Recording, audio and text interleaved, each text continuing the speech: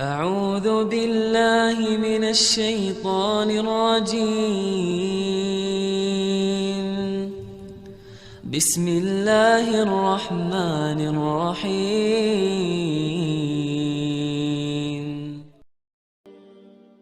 Ada seorang orang soleh, Bapak Ibu sekalian, kisah berhubungan dengan keluh kesah kepada Allah. Orang miskin, anaknya 4-5 orang, susah hidupnya. Kisah dulu, kisah klasik. Dia lagi duduk, istrinya hidangkan makan pas-pasan antara dia, istri sama anak-anaknya 5 ini. Orang miskin, susah hidupnya. Ada yang ketuk pintu malam-malam, begitu ketuk pintu dibuka, dia suruh istrinya buka. Buka, ternyata orang miskin yang lain minta makanan. Orang miskin yang lain minta makanan. Maka istrinya lihat ke suaminya, apa perintahnya nih? Suaminya bilang kasih aja. Semuanya dikasih, karena kalau dibagi dua gak cukup. Orang miskin tuh bawa anaknya banyak, gak cukup makanan. Lalu kemudian istrinya sama suami istri orang beriman kepada Allah, tahu. Ya sudah, sabar. Tapi subhanallah, beberapa saat kemudian, kalau kita beberapa jam kemudian lah, menjelang malam hari, lebih gelap ya, sudah mulai masuk pertengahan malam, jam 12 malam, mereka kelaparan semua. Istrinya bilang, anak-anaknya nangis, saya lapar, kamu juga lapar, anak-anak lapar, bagaimana? Kata suaminya, tenanglah, saya akan coba cari jalan keluar, minta kepada Allah. Istrinya gak paham suaminya mau kemana. Dia pakai bajunya, baju keluar, kemudian dia keluar pergi ke masjid dekat rumahnya. Malam hari, jam 2 malam. Dia keluar, dia masuk di masjid, lalu dia sholat tahajud. Dan ini sifat orang beriman. Berkeluh kesah sama Allah itu jangan cuma hal yang besar, dari hal yang kecil. Manja sama Allah itu baik. Ngeluh terus, minta terus sama Allah. Allah suka hambanya yang tamak dengan rahmat Allah. Tamak dengan rahmat Allah. Sudah sehat, minta ditambah kesehatan. Sudah kaya, minta ditambah kekayaan. Selalu minta tamak dengan rahmat Allah. Dan sudah pernah saya bilang, meminta sesuatu agar nikmat ditambah atau bertahan, itu adalah pahala lebih besar daripada kalau cobaan sudah datang baru kita minta diangkat cobaan tersebut. Kita sehat, minta agar Allah pertahankan kesehatan, itu lebih besar pahalanya dibandingkan nanti sakit baru minta disembuhkan. Jadi tamak dengan rahmat Allah itu penting. Kalau bahasa saya sebenarnya bermanja-manja sama Allah. Selalu ya Allah bantu, ya Allah tolong, ya Allah mudahkan, ya Allah terus hidupnya. Kalimatnya selalu begitu. Orang ini masuk ke dalam masjid, dia sholat malam lalu dia minta sama Allah, doanya begitu. Ya Allah, engkau tahu aku kelaparan dengan istriku dan anakku malam ini, maka berilah kami makan. Minta makan sama Allah. Ya. Maka yang terjadi dalam kisah ini dikatakan ada seorang raja, pemimpin wilayah itu, sudah 1 minggu mau taubat. Sudah seminggu mau taubat. Dia tidak tahu harus kemana. Pada malam itu, di mana orang soleh yang miskin ini sedang ibadah, minta tolong kepada Allah dikasih makan. Raja ini gelisah, dia keluar lalu dia bawa 1 kantong uang emasnya. Dia bawa juga sekantong makanan yang terbaik yang dia punya di istananya. Kemudian dia bilang, ya Allah, sebagai bentuk taubatku kepadamu, saya akan berikan ini kepada hambamu yang engkau tunjuk. Ya. Lalu kemudian sebagai bentuk juga, saya tidak memilih kecuali engkau yang memilih, Allah, saya tidak akan pegang tali kekangan kuda ini, saya biarkan dia jalan kemana. Akhirnya orang raja ini naik di atas kudanya, dia bawa itu kemudian jalan kudanya mampir di masjid yang ada orang soleh itu. Dia bilang, saya tidak tahu kenapa kuda ini mampir di masjid. Lalu saya turun, saya temukan dalam masjid, waktu zaman dulu gak ada lampu, gak ada penerangan, cuma dia dengar suara gelap di masjid. Dia masuk, temukan ada orang ini lagi berkeluh kesah sama Allah. Minta, ya Allah, saya sama istri saya kelaparan sama anak-anak, berilah kami makan, gitu kan. Maka dia bilang, raja ini pun setelah orang itu berdoa sholat lalu dipanggil, dia bilang, saya seorang raja di sini, saya raja di sini, saya sadar bertobat kepada Allah dan saya dengar doamu, tadi kau minta makanan, maka ini saya kasih, ini harta saya yang saya niat sedekahkan dengan makanan, ambillah. Dan kalau kau punya masalah lagi, datang ke istana saya, kapan saja. Kira-kira saya mau tanya Bapak Ibu sekalian, kita jujur menjawab. Kalau seandainya kita di posisi orang ini, kita sudah dapat solusi. Kalau kita sekarang mungkin ada orang kasih kartu nama, nih ya, butuh apa saja telepon saya. Misal presiden, tidak usah presiden, terlalu tinggi lah. Misal seseorang kita temui orang kaya, ada masalah apa saya telepon ke saya akan bantu. Saya yakin umumnya orang meninggalkan Allah pada saat itu. Sudah selesai, dia pikir orang ini sudah bantu, sudah selesai. Tiap hari telepon orang itu, telepon dikasih bantuan. Perhatikan orang soleh ini apa yang dia bilang. Waktu raja itu bilang, kalau ada keperluan apapun datang ke istana saya. Dia bilang, saya demi Allah tidak akan datang kepada anda kalau saya punya masalah. Tapi saya akan datang kepada Allah, Tuhan saya dan Tuhan Anda yang telah mengutus Anda datang kepada saya malam ini membawa makanan. Justru kalau ada sudah solusi dari Allah, makin dekat sama Allah. Jangan sudah dikasih lupa ini. Ini poin penting bagaimana kita jaga berkeluh kesah kepada Allah. Jadi jangan berpikir Bapak Ibu sekalian, masa sih saya bisa sembuh hanya karena saya sujud?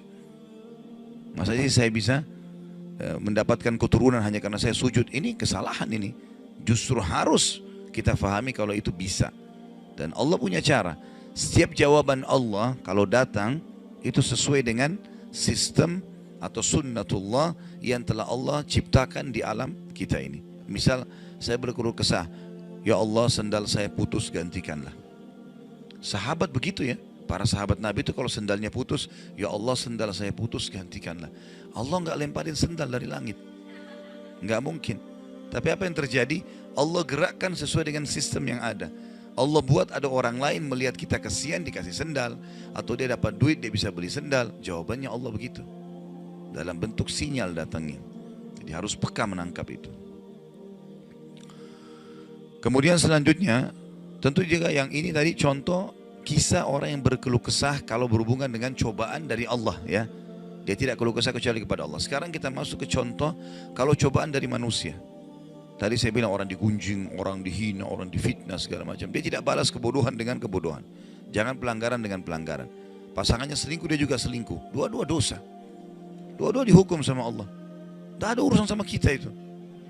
Tidak ada urusan sama kita. Ya. Maka kisahnya seperti misalnya Abdullah bin Abbas radhiyallahu anhuma pernah lagi jalan dicaci maki oleh seseorang tanpa sebab ini. Datang tiba-tiba caci maki dia. Ibnu Abbas dengarin saja apa yang disampaikan orang itu. Sudah selesai kata Ibnu Abbas, sudah selesai. Dia bilang iya, orang ini kebetulan lihat Ibnu Abbas pakai jubah baru.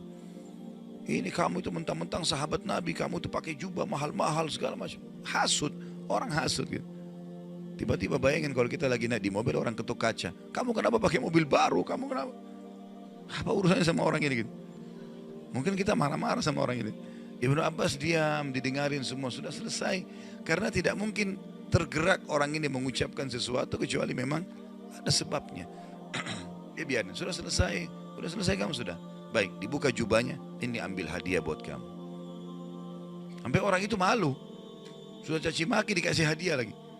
Dan yang dia sorotin ini adalah jubahnya Ibnu Abbas. Sampai akhirnya menjadi muridnya Ibnu Abbas. Nah, bisa nggak kira-kira kalau orang ketuk kaca mobil, kenapa pakai mobil baru? Ambil deh mobilnya.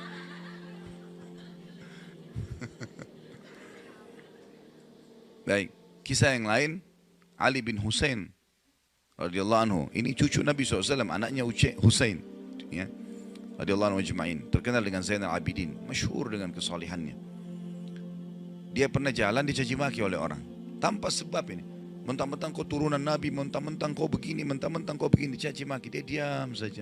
Dia nggak bicara banyak. Didengarin. Orang-orang sekitarnya sudah marah nih. Tapi karena dia diam, orang diam semuanya. Sampai udah selesai dia bilang, wahai saudaraku, kalau seandainya kamu tahu lebih banyak tentang aku, mungkin kau akan lebih banyak cerita tentang keburukan. Saya ini banyak dengan keburukan, gitu kan? Kemudian dia bilang sama orang di sekitarnya, ada pegang uang, ada bawa duit, kasih orang ini 1000 dirham dan tunjukkan alamat kita. Siapa tahu dia punya hajat. Orang itu jadi tambah malu gitu. Ya. Karena perilaku akhlak yang mulia dan ini yang Islam ajarkan kepada kita. Pada saat kita kepancing emosi, kontrol, tenang, jangan dibalas. Gak ada gunanya itu, gak ada manfaatnya. Hanya akan merusak kejiwaan kita. Kata-kata jadi kasar, hidup kita jadi tidak tenang. Ya. Tapi kalau kita gunakan teori syar'i ini, kita akan tenang, tetap bisa makan, tetap bisa tidur, tetap bisa segala-galanya. Baik, kita berdoa kepada Allah SWT, semoga majelis kita diberkahi olehnya dan dijadikan sebagai tambahan amal kita pada hari kiamat. Dan semoga saja seluruh amal yang pernah kita kerjakan, yang akan kita kerjakan sampai ajal menjelang datang diterima dengan kemahamurahannya. Dan semoga semua dosa yang pernah kita kerjakan sekecil sampai sebesar apapun diganti dengan kemahamurahan Sang Pencipta menjadi pahala.